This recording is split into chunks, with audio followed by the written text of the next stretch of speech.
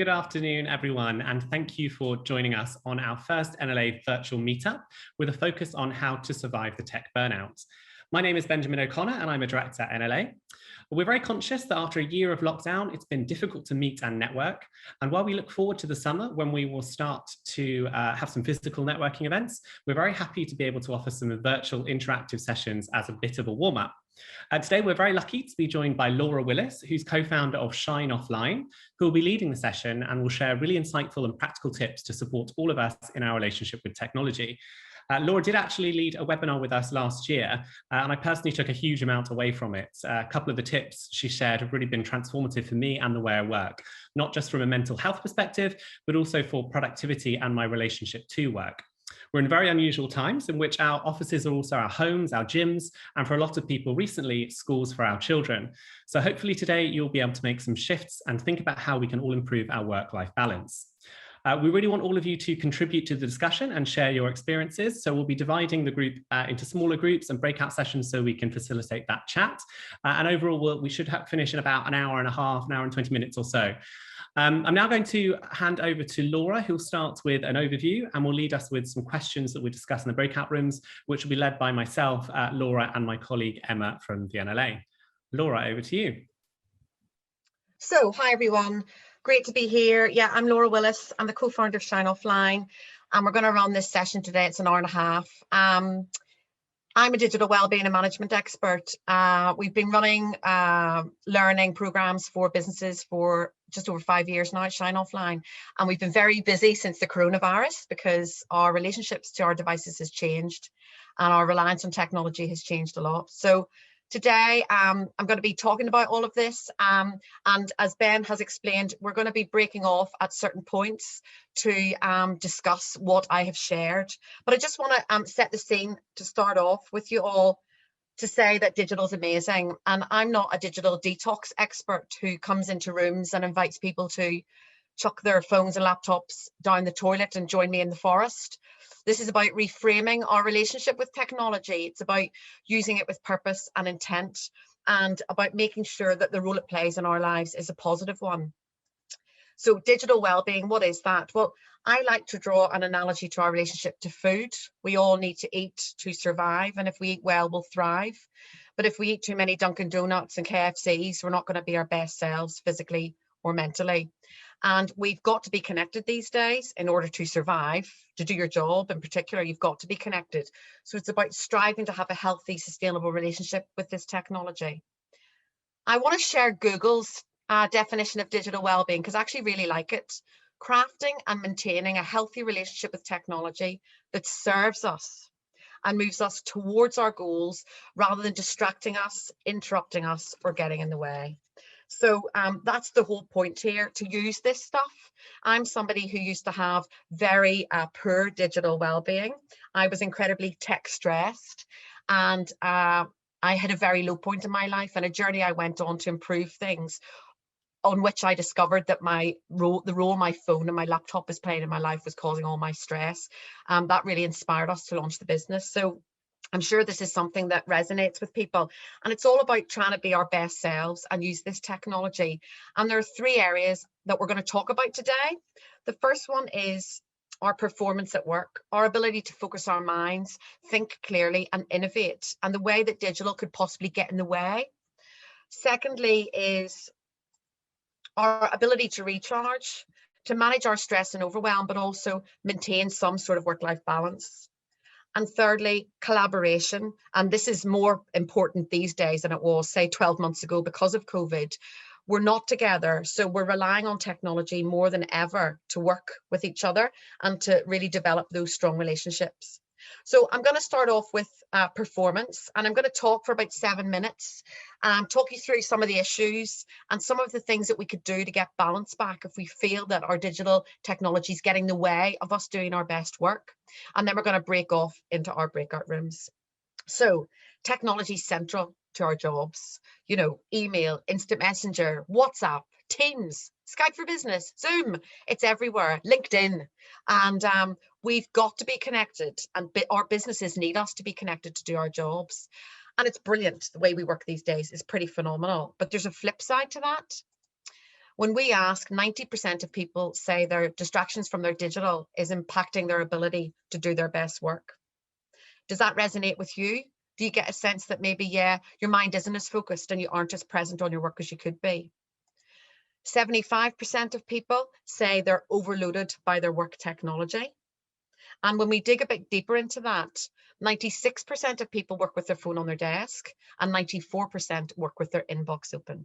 Now, I'm guessing you're all normal and you probably do these things. It's the world that we live in. But what we've got to do is think about the impact that this is having on us. What impact is it having on our ability to get our heads down, to concentrate, to focus our minds? Are we in control of our own attention or not? So what can we do? Well, the first thing we need to do is bring some awareness to the role that our digital technology is playing in the working day. Are you distracted by it? What is the state of your attention? Are you able to focus your mind? And if not, what's driving your behaviour? Why are you getting interrupted by your phone going off, your inbox pinging, instant messenger going off? Are you being self-interrupted? Are you going out seeking interruptions because you're bored or tired, you're procrastinating? So touching into that is the first thing that we all need to do. And that's really thinking about the internal trigger that's driving our behaviour. The second thing that we need to think about is minimizing the external triggers, those things that are distracting us, the phone, the instant messenger, the email, the WhatsApp, the news notifications, whatever it might be. So if you're somebody who works with your phone on your desk, could you start to put your phone in the drawer intermittently throughout the day, either on flight mode or not, or in your handbag? Could you start to turn off notifications? What about using apps that can help you to manage your relationship with your phone? There are a number out there, Off Time, Forest, or a couple that we recommend. You put it on the phone and basically you can set it for a certain amount of time and it will basically disable the device. Some of them you can customize, so certain apps and stuff will still work. You could use Do Not Disturb, for example. So is your phone behavior getting in the way, and could you minimize that by just making those small behavioral adjustments? What about email? It was its email's birthday not that long ago, and I sang happy birthday to you on LinkedIn, which was probably a mistake. My inbox has always been my pool, and it still is these days. And I've got lots of strategies in place to help me to manage it, because it's taken over a lot of people's working lives. It was meant to replace the fax machine, not conversation. So there's some things that we can all do. The more you send, the more you receive. And the more you CC people in, the more you're going to get back. So could you start maybe not using the CC quite as much, CCing in people who really need to be included, but other people can maybe receive a synopsis of what was agreed at the end of the ping pong conversation. What about a 3-email rule? I can email you, you can write back, but I can't respond. We've got to pick up the phone and have a conversation. What about scheduling when you actually check your inbox rather than being inbox open all day? And that's where work offline comes in, which you can do on Gmail and Outlook, where basically you can still see your email, view your folders, even compose a message, but the traffic is shut down, which means no messages are going to come in and you can't send any out. This stuff people really struggle with because we work in our inboxes all day, but maybe 15 minutes every hour, for the first 15 minutes of an hour, could you start to work offline on email and get yourself into a place of deep focus and concentration for a quarter of the hour? What about instant messenger? A lot of us are in it all day, and that's not the way it was intended to be used. One of the founders of an instant messenger system says that we should treat it like a sauna. Go in for 15 minutes and then get out, because any longer is unhealthy. So what we recommend is schedule when you go in. Don't spend all day in instant messenger. Schedule and tell colleagues that you're going to be in at a certain time. Be picky about who you invite, because too many people on an instant message, it just won't work. You've got too many voices. And be selective about what you discuss, because there are certain things that really shouldn't be discussed on an instant message. So that's some things that we can do to minimize the distractions. Another thing that we need to think about doing is building our capacity for focus. Start to work in a more focused way, because if you're used to just jumping on and off tech all day and you start to work with a bit of focus, it can have a really positive impact. So we've got one of these at Shine Offline, which is an egg timer, sand timer. I set it for half an hour. I remove all my digital distractions and I work with focus on that piece of work that I need to get done. Could you time box, which is basically where you set aside, say, your morning, break it down into chunks of time and put in what you're going to do every half hour, every 20 minutes to get stuff done. What about reflect and review? At the end of the day, think back on how your day has gone. Look at your to-do list. Plan tomorrow. In the morning, come into work. How am I going to spend today? What is the thing I want to do and prioritize before other people's priorities take over my own through email or instant messenger or WhatsApp or whatever? Mindfulness meditation is the other way that we can basically build our capacity for focus, because through exercising the attention in your brain through mindfulness, you're training your brain in focus. There's loads of blogs on our website, shineoffline.com/blog. And there's one all about the power of mindfulness, why it's really, really valuable these days to build your capacity for focus. Another thing that we need to do is be mindful of breaks, because a lot of people spend their break time scrolling through news and social media, etc. But our brains need a complete rest if we're going to basically be able to manage our work well and whenever we get back to the desk, focus our minds and engage our brains. So think about how you're spending your break times. Okay, so that's all about improving your focus and your concentration at work. What we want you to do now is, in your groups, I've given you some ideas of the problems out there. People are connected and on all day whenever they're trying to get their heads down, and some of the little adjustments you could make around your digital behaviour. We want you to have a chat about whether that has resonated with you, and if you think that there's maybe one change that you could make in your working day to improve your focus and concentration. What impact do you think that would have, and what challenges could come your way? And I don't know if I can do this. I think I can, but this is a bit of a recap slide. Think about what's driving your behavior. What's that internal trigger? Is it boredom? Is it procrastination? Is it tiredness? Why do you keep allowing yourself to get interrupted? Think about those external triggers and minimizing and managing those. Build your capacity for focus by working in a focused way and also doing some sort of mindfulness. Think about the breaks. And also, I think with all of this, be kind and talk about it. Start to get it onto the agenda at work with other people, and treat yourself with a bit of kindness, because behavioural change is really hard. Okay, so recharge. Sleep apps, Fitbits, Netflix, social media. You know, our digital technology is central to our rest time these days. And it's brilliant, and it can really help us. But what's lacking is space in our minds, space in our days, and an ability to truly rest and rejuvenate and recharge ourselves. We're constantly stimulated. And when we ask, 82% of people say their digital causes them stress and overwhelm. So breaks are really important. Breaks from the screen are really important. Literally leaving it behind and absorbing yourself in an activity, like going for a walk or going for a run, or watching the telly without the phone beside you is really important. But what I wanted to talk about today in this section was about your work-life balance, because that has been hugely impacted since COVID. You know, since the smartphone, since the BlackBerry, the days of leaving the office at 5:30 to go home and chill had gone, because there is an always-on culture. There's this expectation that you're going to be available out of hours. It's associated with being a good worker, with being ambitious. It's normal to log on in the evening. It's become habitual for a lot of people, because 58% check their work email in bed.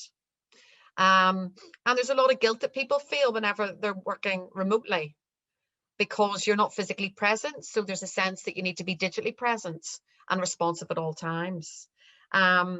This blurring of boundaries between our work and our personal time is a massive problem, because people can't disconnect. And with COVID, this has all been accelerated, and we had no choice. It wasn't like you put your hand up and said, I want to work from home. We were forced into it. There's this perception that working from home is going to enhance your work-life balance, which I always believed to be a myth, because it didn't work for me. My husband loves working from home and he's got great work-life balance, but it never worked for me. And when we've been asking, 71% say their work-life balance has been negatively impacted since working from home. 80% of people have been working longer hours since COVID. These stats are based on responses from 2,000 people. So they're a pretty good sample. So we've got to think about that whole, the blurring of boundaries, as Emma says, and how we can protect our personal time, protect our work-life balance while still getting our jobs done. So what can we do? Well, I think we need to really bring some consciousness to the role your work technology is playing in your personal time. We need to be mindful of the impact out of hours behaviour is having on you. Are you able to switch off? And if you're not able to switch off, why? Is it cultural? Is it an issue in the business where that's just what people do? Or how much of it is actually lying with you, and how much of it could you change for yourself? And some of the things that we talk about suggesting for people to do: digital rituals. When are you on? When are you off? Bringing some consciousness to that and being pretty strict with it.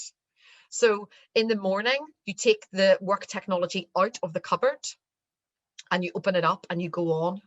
And at the end of the day, you shut everything down and you put it away. I spoke with a young lawyer a few weeks ago who knows me really well, but she'd reached burnout because she was just on all of the time, and she'd taken like a spare bedroom that wasn't being used, and it's now her dedicated workspace, and she leaves the work technology in there. It doesn't come out. The work phone doesn't come out. It stays in there. The laptop stays in there.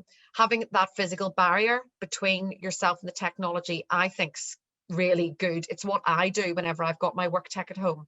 I physically lock it away, because the temptation for me, and I turn it off, because it's much harder to go on when you have to go through the whole rigmarole of turning the thing back on.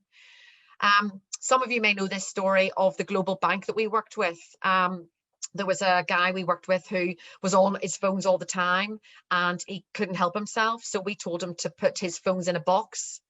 And when he came in from work, they went into the box at the end of the day. And what that did was it brought a level of consciousness to his behaviour, because the phones weren't just within arm's reach anymore, and he had to get up to go over to the box to take the phones out, to either check his inbox or to look at the sport or the news or whatever it was he wanted to do. And he ended up not checking it half as much. Out of office, so that's locking it away. So literally lock it away. Using an out of office: thanks for your email. I've logged off for the day. I'll be back on tomorrow at this time. I'll respond then. If you need me urgently, call me. This is an out of office that was written by a good friend of mine, who's the managing director of a London housing association. In lockdown 1, she was about to reach burnout. She's a single parent and she knew what was happening to her. So she started setting this out of office. If there's a murder or a fire in the buildings that they own, she is the person who's responsible for that. So she gets contacted out of hours, but not on email anymore. They phone her, and it's had a massive impact. So if you set that, also, you can't go in and check your email and respond. You look really unprofessional. I thought he was resting. Why is he responding to that email? Sure, I got that out of office. So manage people's expectations by doing that. One of the biggest things I did was get a second phone, because I used to have one phone that I did everything on, which meant I couldn't get away from work. I couldn't get away from personal. It was all one big blur. And I got a second phone, which meant now, like when I come into the office to do delivery, my personal phone stays at home in the tea and coffee cupboard. When I go home after I do this, my work phone will stay here. I don't need to take it home. I've done my day's work. So that's one piece of advice that we give people. It'll cost money. If your mental health's being negatively impacted, your work-life balance is suffering, you can't do your job because you're wrecked and you're going to burn out, paying a tenner for a second phone every month or whatever it is on contract, I think it's worth it. So that's something that you could do. And I think also this one, it's so important about the empathy thing. We don't live in digital bubbles. Your behavior will impact other people. And this is from Harvard Business Review. Studies involving more than 2,000 working adults found that senders of after hours emails underestimate how compelled receivers feel to respond right away, even when the emails aren't urgent. Well, I've had a really busy day and I just catch up in the evening on my inbox all night. Right, well, you're sending an email out and you're maybe sending it to 2 people and CCing in 4. So those 6 people are receiving those emails and they're responding. And John, who's decided that he needs a rest tonight, turns on his work email at 8:45 the next morning and has 45 messages to scroll through. You are creating the culture by the way that you're behaving. So yeah, drafting and scheduling to send out in the next morning. Think about the impact your behavior has on others. So to improve your downtime work-life balance, we'll go back into our rooms. Does it resonate? Do you struggle with switching off? Has it been worse since COVID, since working from home? What are your evenings like now? Do you still struggle with switching off in the evening and at the weekends? Do you think that you could make one change? Lock stuff away, create some rituals about when you're actually going to go on. I ran a session for an architect's firm a few months ago, and a man who was from Northern Ireland, so I was cheeky, said, I'm going to check my work email after breakfast. And I said, do you check it on your phone? And he said, yes. And I said, why don't you check it on your laptop? Have your breakfast, finish it, and then go to the desk and open the laptop. Because if you're checking it on the phone, the temptation to just pick it up and check it's very, very there. It's very easy. Get a second phone. Could you set an out of hours? Could you think about your own behavior and the impact that's having on other people? So what impact do you think it would have, and what challenges do you think you would face? So the break thing is just a general piece about your downtime and managing your headspace and your overwhelm. Rituals, maybe a curfew, out of office, draft and schedule emails, have a second phone, remove your email from your phone. Why do we have email on our phones? We're not going anywhere. Take email off your phone, you don't need it. And tell people to call you if it's urgent.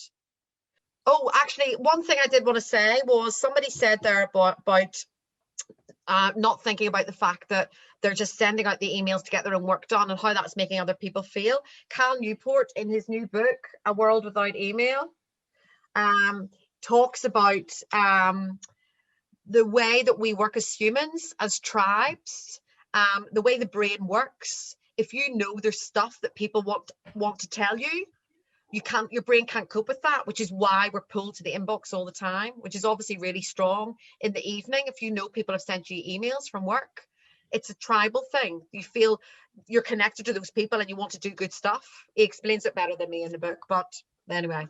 So we're going to talk now about collaboration. Lockdown, it helped us amazingly to stay in contact with each other, to keep business moving forward. Like, who used Zoom or Teams before COVID? Like I did a little bit, but not really at all. But it's important to make sure that we're using the right technology to stay in contact, but also that whenever we're using the technology, that we're using it in an appropriate way. Somebody has said to me recently that an invite to a conference call meeting has become like the new CC, because it used to be quite hard work to organize a meeting, because you had to get a room and you had to invite loads of people and you all had to get there and get catering. Now you just set up a Zoom or a Teams link and send it out. So that's a problem. It's becoming an issue for people, too many meetings. And 75% of people are overloaded by their work technology. And Zoom fatigue is a definite thing, where hopefully nobody wants to hit themselves over the head with a hammer right now, but this is an issue, and it's definitely a 2020, 2021 issue. 76% of people are experiencing some sort of Zoom fatigue because we're on the screen having meetings an awful lot of the time. So what can we do to maximize the technology that's at our fingertips while minimizing any additional overload, and also ensuring that we're collaborating as well as possible? Okay, the first thing to consider is what your brain's doing whenever you're on a screen call. When we interact with people face to face, we're not only listening to their voices and looking at their faces, but we're picking up on social cues. So whenever we're doing calls like this, the social cues aren't there. So your brain's having to work an awful lot harder than it would do if you were in a meeting room, if you were face to face. So there's a few things that you can do if you're using Zoom or Teams or whatever. Turn off self-view, because looking at yourself is the most distracting, and apparently most people look at themselves whenever they're in a meeting online. Use active speaker or spotlight people so that the person who's talking is big, rather than having this grid of faces that you're having to look around. There's a concept called mentalization. When you're at like a networking drinks, when is that ever going to happen again? Anyway, there are 4 people standing having a conversation and a 5th person joins.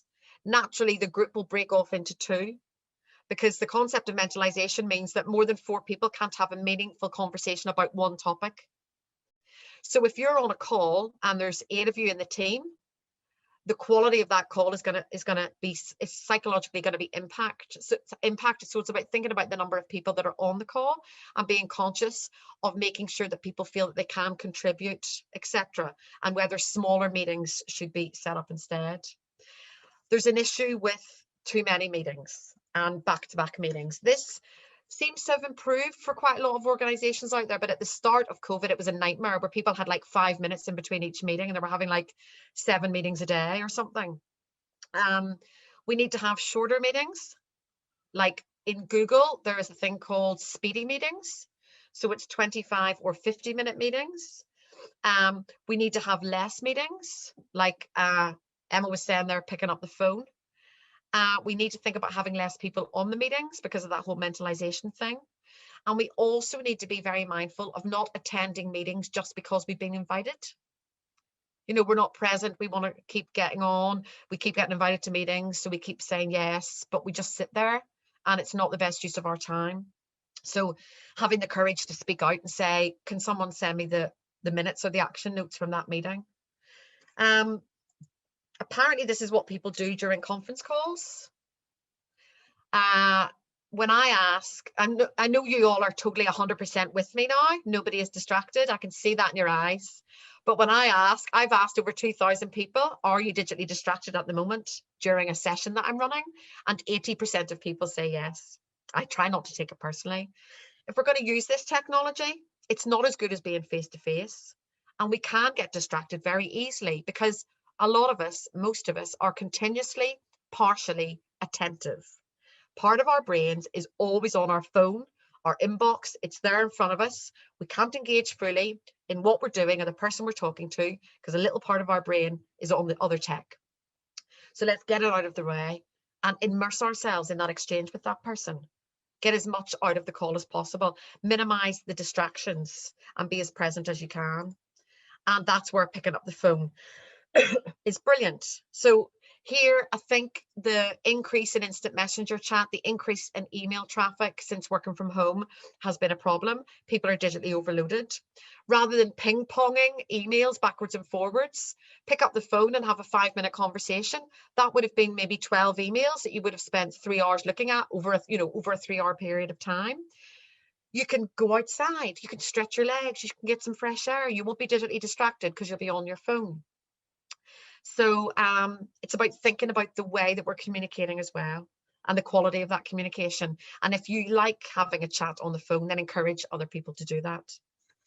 So as Sherry Turkle says, in conversation, people build trust, they get information and they build connections. But we know this, so we forget about it. We have to bring this back into the room, back onto the agenda. We've got to talk to each other because that's how we get stuff done. That's where the meaningful stuff lies, in conversation, not in instant messenger and emailing all of the time.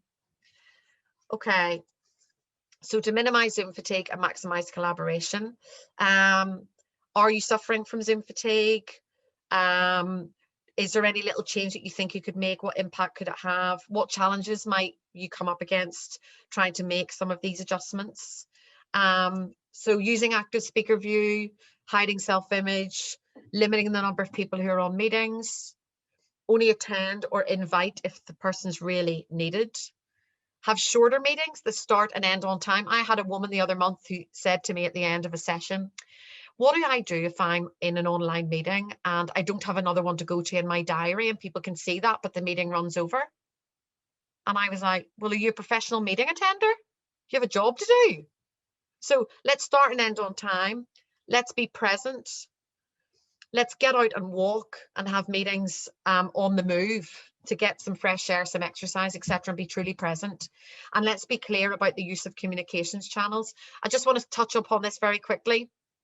We did a piece of work for an architect's firm, and at the end, I had a conversation with one of the senior partners about the fact that we're using email and instant messenger and WhatsApp to communicate with each other, and it's everybody's repeating themselves and what are we doing on what. And he made a bit of an agreement to himself at the end that they were going to start to use instant messenger for live project conversations that would normally happen in studio, and they were going to use email for the bigger stuff. So it's about thinking about how are we using these communications channels and are we collaborating as effectively as we can. It is about the digital culture at work, but culture comes about through individuals creating culture. So it's about taking personal responsibility for your own behavior. It's about recognizing that we live in this world, this digital world, that is not going to change unless we make a change to our own behaviour and engage with this technology in a way that's bringing true benefit to our lives. And by being confident enough to talk about it, 90% of people say they can't do their best work because of digital distractions. So if you start to say to people at work, my head's all over the place because of the inbox, I can't get my head down and focus my mind, they'll probably feel the same way. 82% of people feel stressed and overwhelmed. Most people feel this. So I think we need to start to have the courage to really put it on the agenda and talk about it, and know that the best, most innovative, most creative, best results people and businesses are going to be the ones who take charge of this, because you can't be your best self in a state of frazzle. It's just a reality. It's a fact. So I suppose the conclusion of today is really think about your performance at work, thinking about your ability to rest, think about your relationships, and think about using your tech in a way that's going to benefit. And if there are adjustments that you can make one or two simple changes. Don't go off and try and do 100 things, because you'll just fall off the horse. Make one or two small changes. Like, I didn't talk about the alarm clock today because it didn't feel as relevant, because I was more focused on the work work stuff around work-life balance in our rest time. But getting an alarm clock is one of the simplest things anybody can do, because if your phone's beside your bed whenever you're sleeping, you're going to look at it before you go to sleep, you're going to look at it in the middle of the night probably, and you're going to be on it first thing in the morning. And our phones cause us stress. So bring that consciousness to yourself and take some personal responsibility and get it out of your bedroom. One change will have loads of benefits. The website blog has got articles on focus, downtime, work-life balance, sleep, all sorts of stuff. So check it out at shineoffline.com/blog. Thank you very much, Laura, for this today. Hopefully you all got plenty out of this to take away that can transform your relationship to digital and to your work-life balance.